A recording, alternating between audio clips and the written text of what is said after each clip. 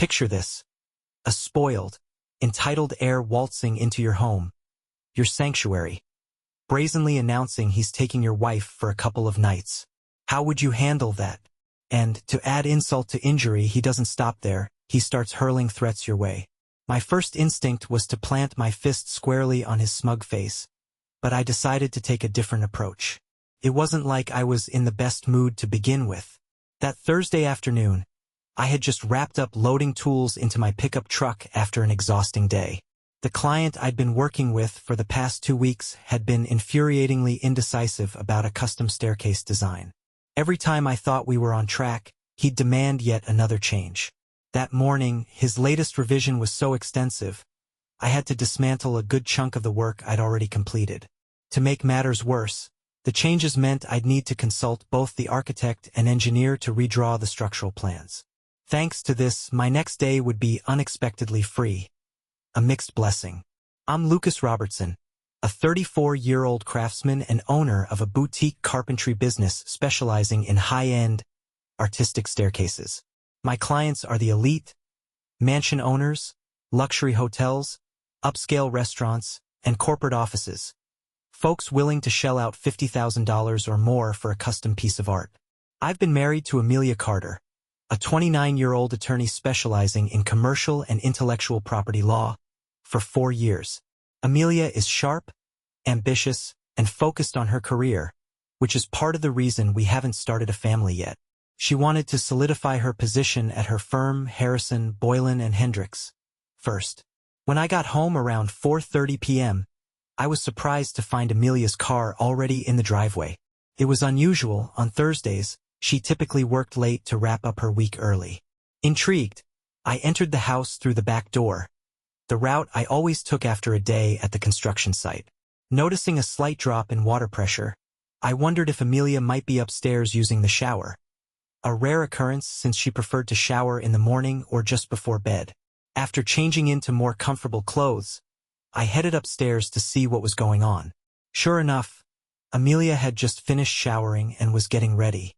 She wore sultry black fishnet stockings, and a sleek new black dress lay neatly on the bed, awaiting its turn. Her appearance wasn't just polished, it was deliberate. "Hey honey, what's the occasion? Am I forgetting something? Do we have plans tonight?" I asked, trying to sound casual. Her expression threw me off. She looked nervous, though she was clearly trying to hide it. Sighing, she finally spoke. "No, Lucas, you haven't forgotten anything. I'm going out tonight and you're not. I'll be back Sunday afternoon. I'm spending the weekend with James Harrison." What? What are you talking about? Is this some kind of work trip?" I asked, bewildered. "No," she replied coolly. "It's not for work. James booked a suite for us. I'll see you next week. This weekend is for him." Her words hit like a sucker punch. "You're kidding, right? Amelia, you can't just waltz off with another man for the weekend. What the hell is going on?" Her tone turned icy. "You'd better get used to it, Lucas, because that's how James wants it. And trust me, you don't want to get on his bad side." I stared at her, disbelief coursing through me. "So, let me get this straight. You're just going to leave expecting me to sit here and take it? And then what next week? We pretend this never happened." Her smile was almost mocking. "I never said it was just for this weekend. James mentioned this might happen occasionally.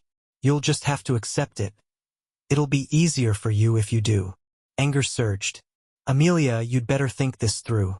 If you think I'm going to let some smug prick run my life and treat me like a doormat, you're in for a rude awakening." She ignored me, focused on finishing her preparations. I stormed downstairs, grabbed a beer, and tried to steady my nerves. Moments later, a Mercedes pulled up in front of the house, and out stepped the man of the hour, James Harrison. This wasn't my first run-in with James. I'd met him at one of HBH's Christmas parties a few years ago. He was the quintessential power player, mid-40s, sharp-dressed, and dripping with arrogance. He oozed charm with the women while treating their husbands and male co-workers like insignificant nuisances. I couldn't stand the guy from the moment I laid eyes on him. Amelia came down the stairs, visibly annoyed, and opened the door. "Sorry for the wait, James. My husband seems to have forgotten his manners, she said, her tone sweet but subservient. A stark contrast to how she usually spoke to me. She muttered something else, too quiet for me to hear, as they both stepped inside. James didn't waste any time. "Hey, dusty boy. I hear you've got a problem with Amelia spending the weekend with me," he barked, swaggering into my living room like he owned the place. My blood boiled. "Listen, asshole. You've got about 5 seconds to get out of my house before I call the cops." I shot back, fists clenched. He laughed, a deep, mocking laugh, and glanced at Amelia, who smirked. "Call the cops? Sure. Let's see what they do." Spoiler alert. Nothing, he sneered. "Wait a minute. Are you recording me?" he added, noticing the phone in my shirt pocket. Before I could respond, he snatched the phone, saw it was password locked, and hurled it onto the floor. The ceramic tiles won the battle, shattering the screen. "Listen closely, you little nobody. Your wife is spending the weekend with me, whether you like it or not. She will be with me whenever I please, and let me make one thing abundantly clear. Your opinions in this matter are utterly irrelevant. Do you understand? If you dare to interfere, the repercussions will be severe. Your life, already bleak, will become an unbearable nightmare compared to what I'm capable of unleashing. So, do yourself a favor and remain silent this weekend. Don't stir up any trouble. If I catch even a whisper of you upsetting Amelia, threatening her with divorce, or engaging in any foolish antics, like attempting to contact my wife, you'll regret it. Everyone will learn about your little escapades with money laundering or the unspeakable materials on your computer. Yes, I know all about it. I chose to let it slide, feigning ignorance, if you will, but it's a precarious situation, isn't it? Of course, I've never engaged in money laundering, nor have I ever been involved with anything so vile as illegal content. My reply was mechanical, an effort to appear unaffected. That's easily arranged, I muttered. Uploading material to someone's computer isn't exactly rocket science. A few clicks, and anyone's reputation could be obliterated. But I didn't stop there. Playing the innocent fool, I asked, if those materials are illegal, wouldn't you be incriminating yourself by uploading them? Surely, having them in your possession is already a crime. My tone was light, almost curious, as if I were discussing a mundane topic. He smirked, his expression dripping with arrogance. "That's the difference between you and me," he said smugly. "What's illegal for someone like you is perfectly acceptable for people like me, those with influence, power, and the right connections. So, my advice? Stick to your quaint, working-class values and leave the business of the elite to those who know how to play the game. Are we clear?" I could scarcely process the words coming out of his mouth.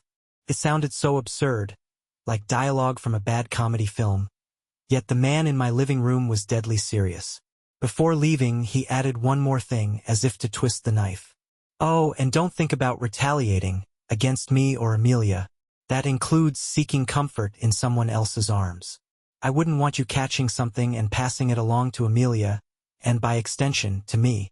Understood? I won't ask Amelia to deny you closeness. For now. See? I'm being quite reasonable." With that, he turned on his heel and gestured to Amelia, who grabbed her overnight bag. She left without so much as a glance in my direction. No goodbye, no acknowledgement. The word honey rolled off his tongue as he addressed her, a term of endearment that stung like acid. The surreal nature of the situation left me frozen. Not just angry, but utterly astounded. My emotions were a chaotic blend of fury and disbelief. As I stood there, seething, I silently thanked the burglar who had broken into my house the year before I met Amelia.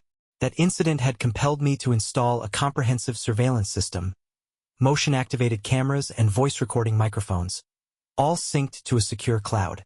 I never disclosed to Amelia that the system could be activated even when we were home, ensuring she remained unaware.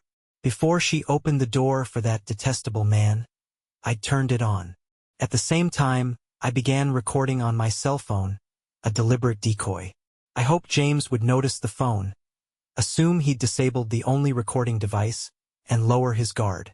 The tactic worked better than I'd hoped. The The cell phone, now shattered on the floor, had fulfilled its purpose. Fortunately, it wasn't my personal device but my business phone. A habit I'd adopted after learning that wealthier clients expect you to be on call 24/7. A separate business phone allowed me to maintain boundaries, turning it off at night and addressing messages in the morning. Picking up my personal phone, I immediately called Michael Bennett, my business lawyer and trusted confidant. Michael wasn't just my attorney. He was family. He had married my older sister Abigail 10 years ago. Their happiness was tragically cut short when Abigail drowned during a vacation in San Diego with her friends. Michael remained close to us even after her passing, and 3 years later, he found love again with Elizabeth. They married after a year of dating, with my parents, Amelia, and I attending the ceremony. To this day, Michael and Elizabeth feel like siblings to me. When I explained the threats James had made and the events surrounding Amelia's weekend getaway, Michael didn't hesitate. He assured me that he and Elizabeth would arrive within an hour with dinner. He instructed me to stay indoors, turn off all communication devices, and avoid contacting anyone. His calm, decisive manner gave me a much-needed sense of security. As I waited, I reflected on the past hour. It was painfully clear that Amelia had been drawn to James's power and charm, trading our love for his influence. The realization hit like a thunderclap. Our bond was far weaker than I had imagined.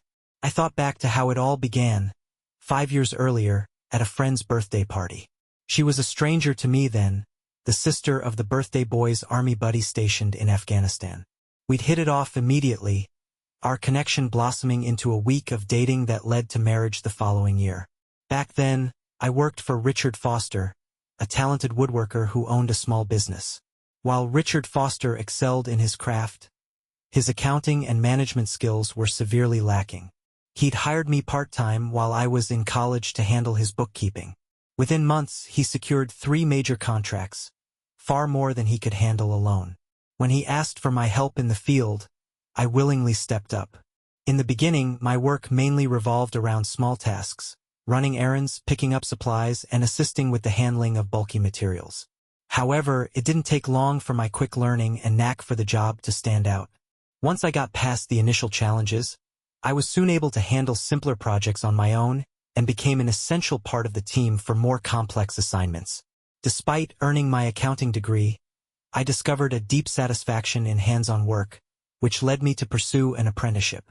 After several years of dedication, I achieved certification and officially became Richard Foster's associate. When he retired, my parents stepped in with financial backing, enabling me to gradually purchase his share of the business over a 2-year period.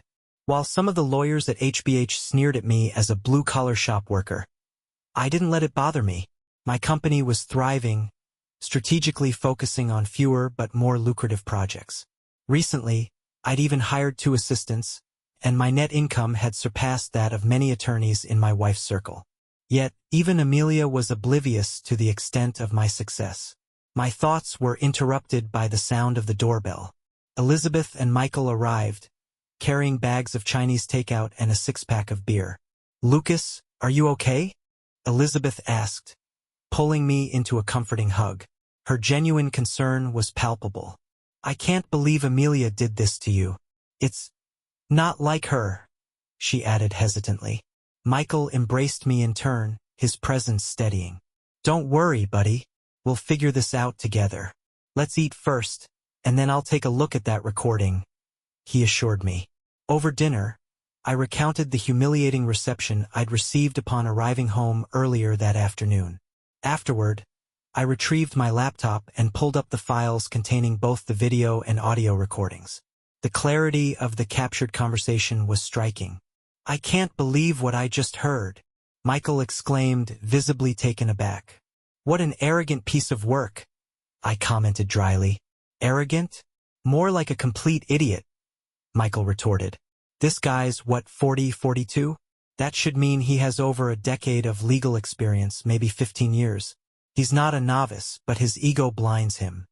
He's so puffed up with self-importance that it never occurred to him that sometimes keeping your mouth shut is the best option. Your decoy with the phone was brilliant. It completely disarmed him." He let his guard down and gave us exactly what we needed. That's great, I replied. But can I even use this? I recorded it without his consent. You're in the clear, Michael said confidently. This is your home, your private property. You're within your rights to record anything that happens here. So, there's no legal risk? I pressed. Michael sighed. Not exactly. Legally, you're on solid ground, but we still need to tread carefully. On the way here, I did some research while Elizabeth drove. It turns out that James isn't just anyone. He's the son of the founder of HBH. You knew this, right? I nodded. What you might not know, Michael continued, is that his father, Albert Harrison, built his career more on connections than skill. He wasn't a particularly sharp lawyer, but he had college buddies in all the right places. Most of the local judges were his friends. That network gave him an edge in nearly every case he handled. Now, James Harrison, his son, is following the same playbook. That's what makes him so dangerous. He has influence in the courtroom that could make even the strongest case against him difficult to win. So you're telling me I'm doomed no matter what I do? I asked, feeling the weight of the situation. Not doomed, Michael said firmly, but it's going to be an uphill battle. Fortunately, you've got me and my network on your side.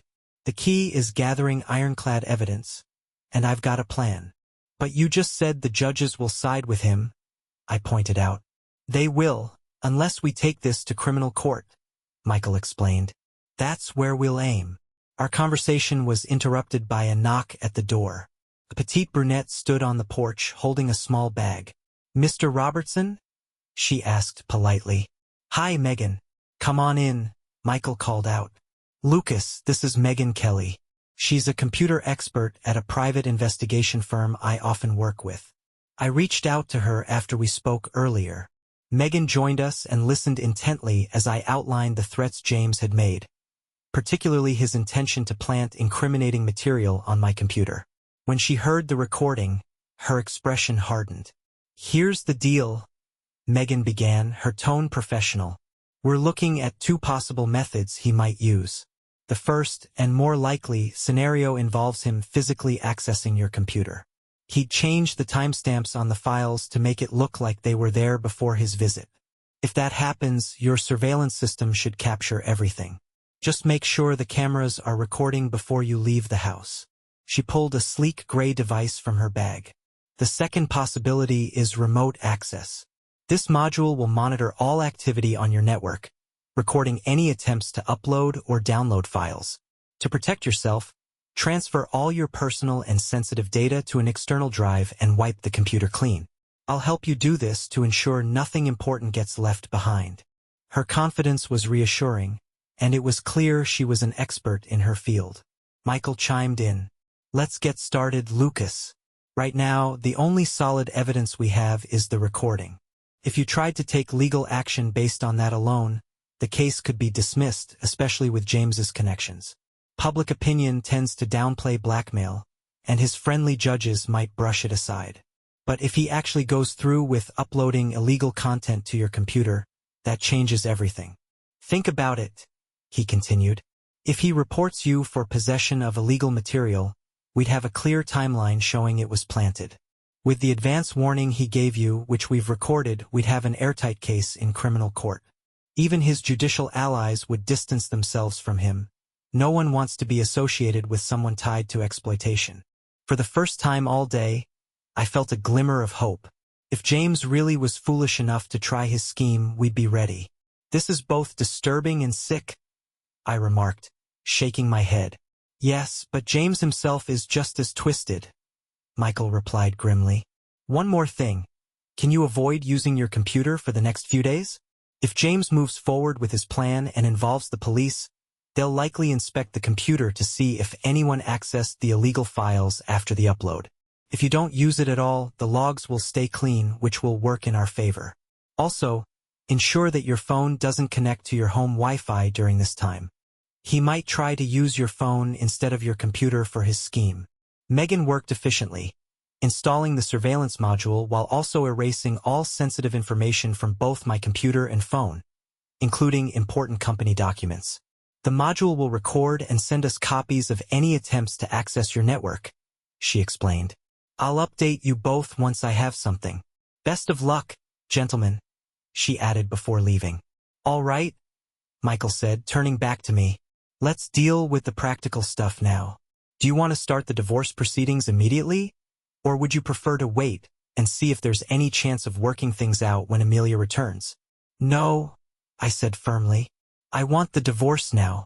There's no point staying married to someone so easily swayed by a self-important egomaniac. I've made my decision. I'm done. Understood, Michael nodded.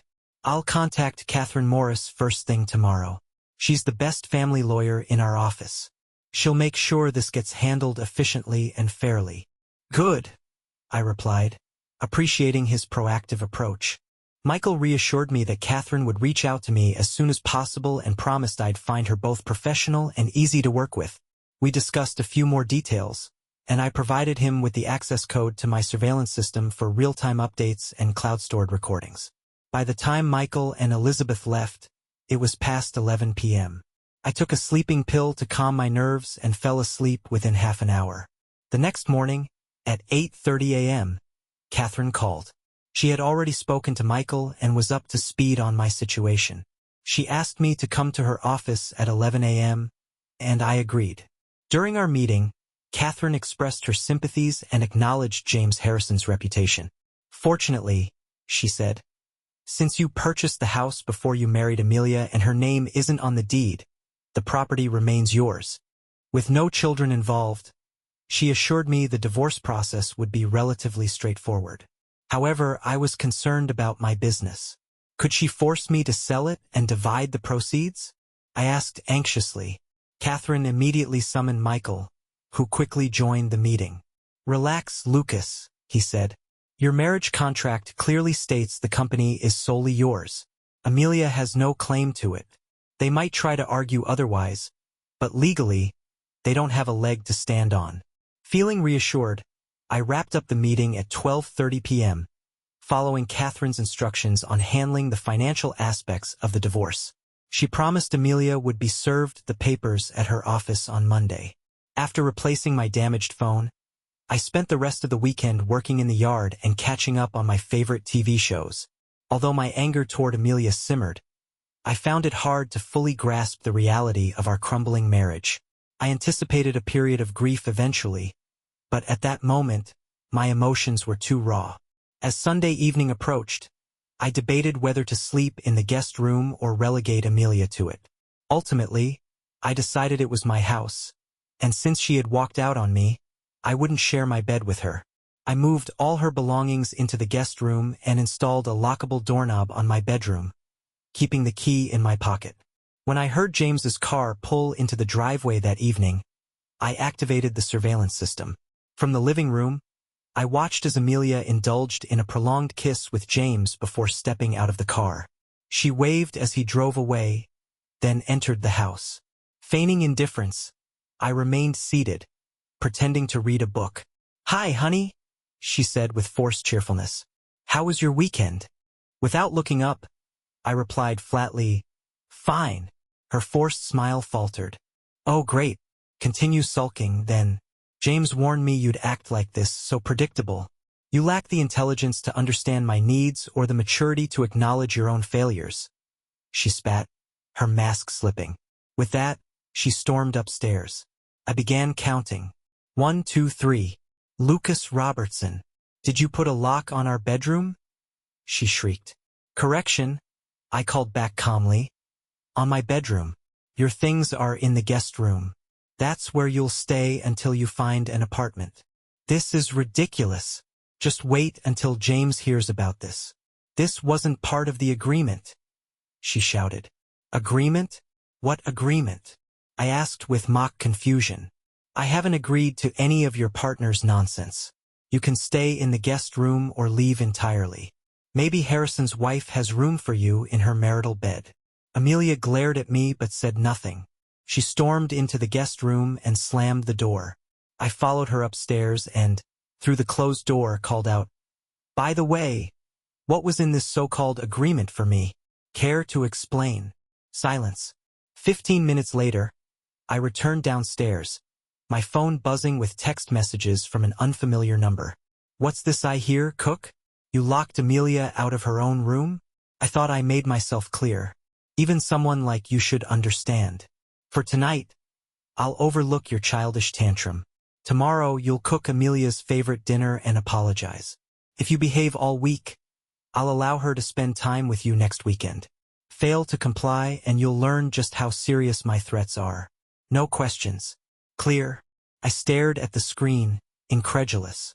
This man was a bizarre mix of heartless, delusional, and idiotic. Without responding, I took a screenshot and sent it to Michael. His reply came 3 minutes later. "Unbelievable.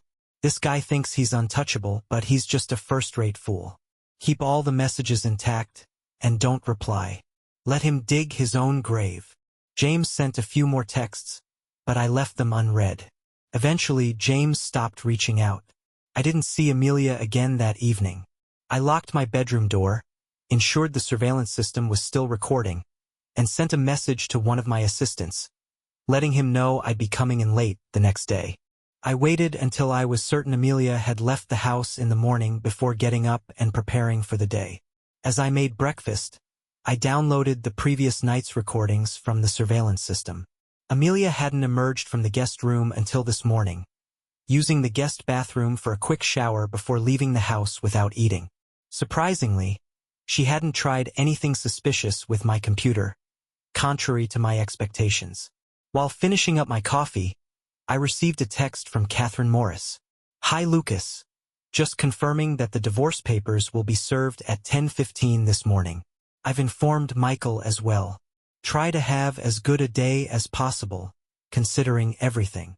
Before heading to my workshop, I double-checked that the surveillance system was active and set to send alerts to my phone if triggered. At 11 a.m., I had a meeting with an architect to finalize modifications for a client project. The busy work helped distract me, though I still anticipated a call from Amelia after she was served. To my surprise, the phone stayed silent. At 10:45, I texted Michael to share my surprise. "Amelia hasn't called or messaged. I assume she's already spoken with James. They're probably scheming." Michael replied almost immediately, "Definitely possible. I'll get Megan involved. Stay tuned." The meeting went smoothly, which allowed me to focus for a change. I spent the rest of the afternoon cleaning tools and organizing my workshop until, at 3:12 p.m., my phone buzzed with an alert. "The show's starting," I texted Michael. He responded with a thumbs-up emoji as I accessed the live feed on my security system. On screen, Amelia had entered the house with an unfamiliar man in tow. They headed straight to the home office, where the man powered on my computer. The two exchanged minimal conversation as he worked to bypass my password, eventually inserting a flash drive and performing a series of suspicious activities for about 10 minutes. The surveillance cameras captured crystal-clear images of his face. Meanwhile, Amelia packed her belongings into garbage bags, likely because her suitcases were still in the master bedroom closet. Once the man finished his task, he shut down the computer and said something to Amelia before leaving. She completed her packing and exited the house at 3:56 p.m. Shortly after the recording ended, Michael called me. "All right, Lucas. Go home and act as normal as possible. My guess is they'll try to involve the police either tonight or tomorrow. Be ready for a visit from an inspector. Warrants take a few hours, so it'll likely be tomorrow." "Is there a chance I'll be arrested?"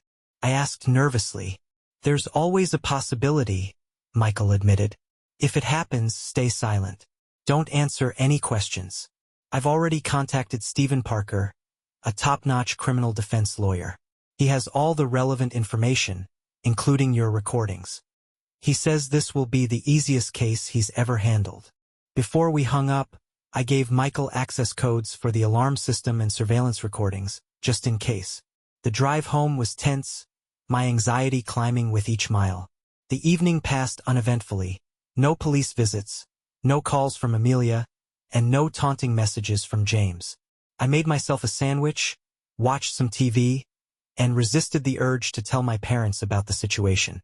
They wouldn't understand the complexities of tampering with computer systems or cloud-stored evidence, and I didn't want to worry them unnecessarily. The following day, while I was at the store, another security alert popped up. Someone had entered my house. I texted Michael immediately and accessed the surveillance system. This time, the intruders were the police. They were trying to deactivate the alarm. Within minutes, the system went offline, indicating they'd succeeded. Michael texted me, confirming he'd seen the activity and had forwarded the images to Stephen Parker. An hour later, 2 officers arrived at my shop. Without much fanfare, they handcuffed me, read me my rights, and placed me in the back of a squad car. They began asking questions, but I followed Michael's advice and stayed silent. At the station, they confiscated my phone and wallet before putting me in a cell with 4 other detainees. The atmosphere was subdued. No one spoke, and everyone seemed more interested in the floor tiles than in each other. After about 3 hours, a guard escorted me to a meeting room. "What the hell?" I asked, confused. "I didn't request to see my lawyer yet." The guard remained silent, leaving me alone in the room. 10 minutes later, James Harrison walked in, his smug grin stretching as wide as the Golden Gate Bridge. He took a seat across from me, his silence speaking volumes as he tried to assert dominance. I met his gaze without a word, refusing to give him the satisfaction of a reaction. "So, do you understand the gravity of your situation now?" he finally asked. I stayed silent. "I asked you a question, Robertson.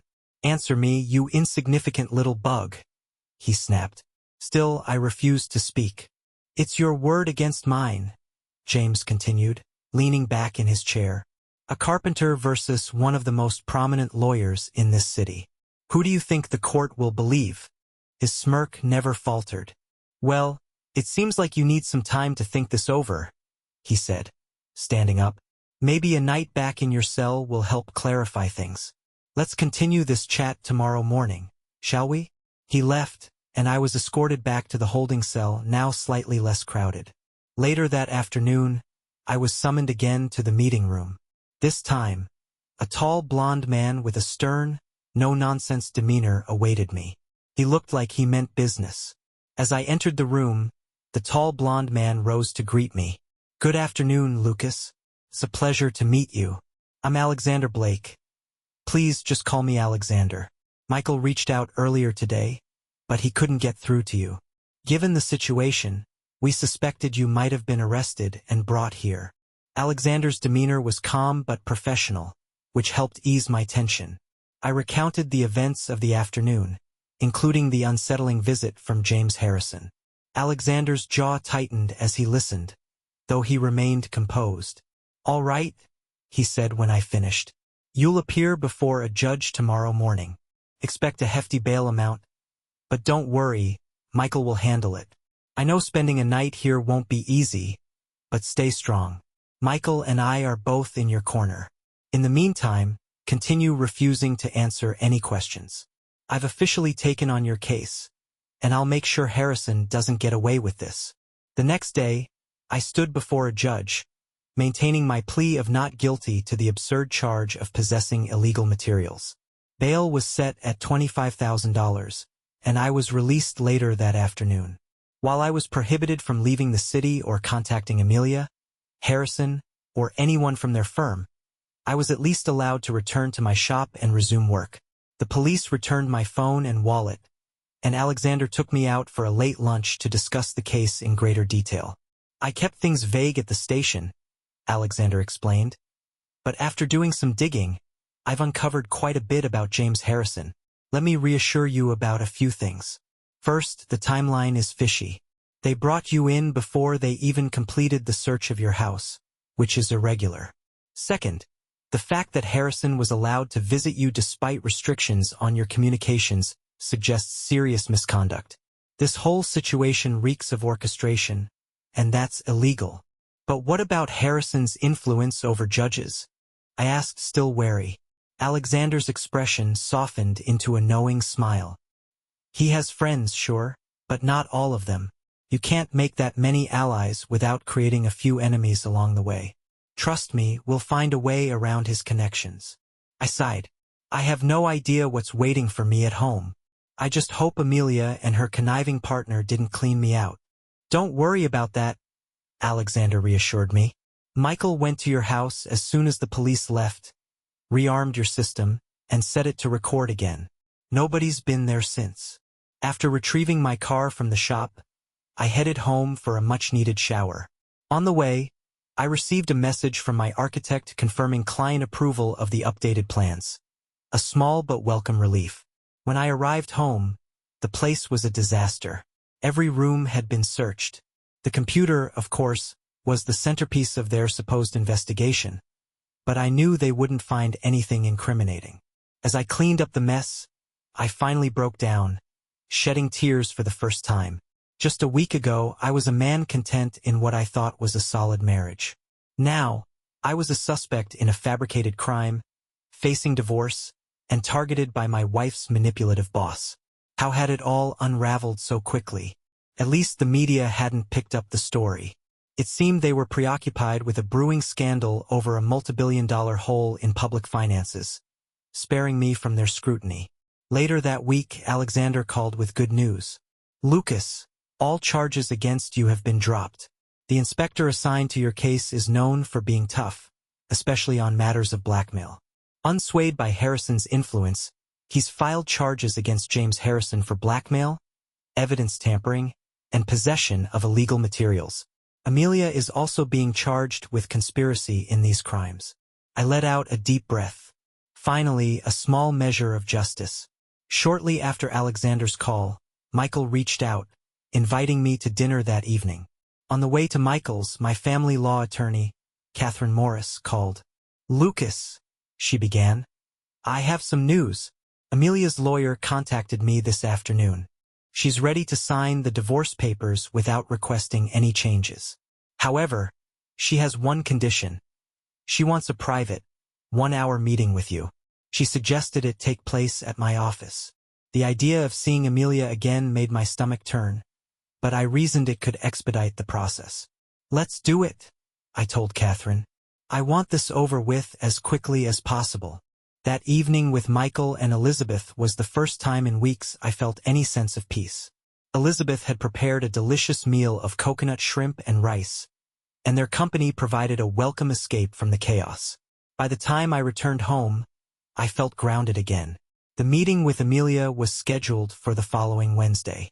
Despite knowing I had done nothing wrong and being the victim of their twisted plot, I couldn't shake the nervous energy building inside me. When the day arrived, I was directed to Catherine's office. She greeted me with a calm but cautious demeanor. Lucas, she said, I don't know what Amelia intends to discuss, but I need to remind you, there are still criminal charges pending against her. Be careful. Be cautious, Lucas, Catherine advised. Don't give her any ammunition. Avoid saying anything that could be twisted and used against you later. We can't search her for recording devices, so assume she might be recording the conversation. Keep that in mind. Thanks for the heads up, I replied, steeling myself for what was to come. I was escorted to a small private meeting room where Amelia was already seated. I braced myself for the venomous and arrogant demeanor she'd displayed in the past weeks. But what I found was a very different woman, a shadow of her former self. She looked utterly broken. For a fleeting moment, I felt a pang of sympathy, but memories of her shameless behavior with Harrison quickly erased it. Thank you for agreeing to meet, Lucas, she began, her voice trembling. What could you possibly have to say to me, Amelia? I asked, my tone cold. After everything you've done? Her eyes welled up with tears. Lucas, I'm so ashamed of myself and my actions toward you. You're an incredible husband who deserved none of this. Her voice cracked. I let James Harrison manipulate me completely. When I heard the charges against you were dropped and realized I might face accusations myself, it jolted me out of his grip. I can barely look at myself in the mirror now. And all for what? A pitiful, meaningless affair. She broke down, crying openly. For the next half hour, she poured out her self-reflections, dissecting her behavior with a mix of regret and self-loathing. To my surprise, she didn't ask me for anything or try to pry information from me. I understand it's over between us, she said eventually, wiping her face. If I were in your shoes, I'd want a divorce too. I don't blame you for ending it. I've already resigned from my job and told James Harrison I never want to see or speak to him again. I've moved back to my parents' house and confessed everything to them. Let's just say they're not thrilled with me. The atmosphere there is unbearable. I remained silent, staring at her. What could I say? She had brought all this upon herself, and now she had to live with the consequences. The next months, years, maybe, are going to be difficult for me, she continued. I don't know what the future holds, but I hope that someday, after everything has settled, we might be able to be friends. That's a very distant possibility, Amelia. Very distant, I replied, standing to leave. Best of luck. As I exited the room, a faint part of me still cared for her. But any thoughts of reconciliation were out of the question. The circumstances had already punished her more than I ever could. Revenge felt unnecessary. Life had taught her a lesson she'd never forget. Amelia ultimately cooperated with authorities, securing a plea deal by providing evidence against Harrison. She relocated to another city, and we lost contact. Meanwhile, Harrison's misdeeds became public. 2 other individuals came forward with blackmail complaints, bolstering the case against him. With overwhelming evidence, including recordings of his threats, Harrison was convicted and sentenced to 12 years in prison. I didn't even have to testify. After his conviction, I filed a civil suit against Harrison and what remained of his firm, ultimately winning a $2 million settlement. A large portion went to Michael, a token of gratitude for his steadfast support. Though Michael protested at first, I insisted he accept it. His help had been invaluable. Life slowly began to improve. My business flourished, and I was in the process of acquiring a specialty door manufacturer. The new team of 6 employees felt like an extension of my family. Not long after my divorce was finalized, Michael and Elizabeth invited me to a barbecue. It was there that I met Elizabeth's younger sister, Hannah. We hit it off immediately, and after a few weeks of dating, I began to feel hopeful about the future. Weeks later, with the civil case behind me, I decided to visit Harrison in prison. I instructed the guard to ensure Harrison remained in the room for our chat. When he entered and saw me, his face contorted with anger. "What do you want, Robertson?" he spat, attempting to leave. The guard blocked his path, forcing him to sit. Smirking, I leaned back in my chair. "I just thought I'd check in. Heard your wife, Victoria, filed for divorce. Maybe I'll take her out for dinner sometime. Show her a good night." "You bastard," Harrison growled, rising from his seat. "Don't waste your breath." I cut him off, grinning. "I've already done that. By the way, the hummingbird tattoo on her upper thigh is quite charming. Isn't it?" Harrison's face turned crimson, his fury rendering him momentarily speechless. As he opened his mouth to spew more threats, he stopped, realizing there was nothing he could say to regain the upper hand. "Relax, Harrison. I didn't come here to talk about Victoria," I said, leaning forward. "I came to remind you that you're a fool, a spectacularly arrogant fool. Showing up at someone's house and outlining your plans for blackmail? That's not just stupidity, Harrison, it's amateur hour. Even a simple carpenter could outmaneuver you." Harrison clenched his fists, trembling with rage as I burst into laughter. "And weren't you the one who claimed that possessing certain materials was illegal for a man like me, but perfectly fine for someone as powerful as you?" I taunted. "Look at you now. That orange jumpsuit really brings out your grandeur." Harrison looked like he was on the verge of a breakdown, but I wasn't finished. "Before I go, I have something Victoria and Amelia thought you'd find enlightening." I slid a folded piece of paper across the table. "What the hell is this?" he snapped, unfolding it. I pointed at the crude drawing on the page. "That, Harrison, is a diagram of female anatomy, specifically a part that men often overlook. You see, they thought it was about time someone educated you on its location." Harrison's face darkened to a deep beet red as I stood and walked out, laughing all the way.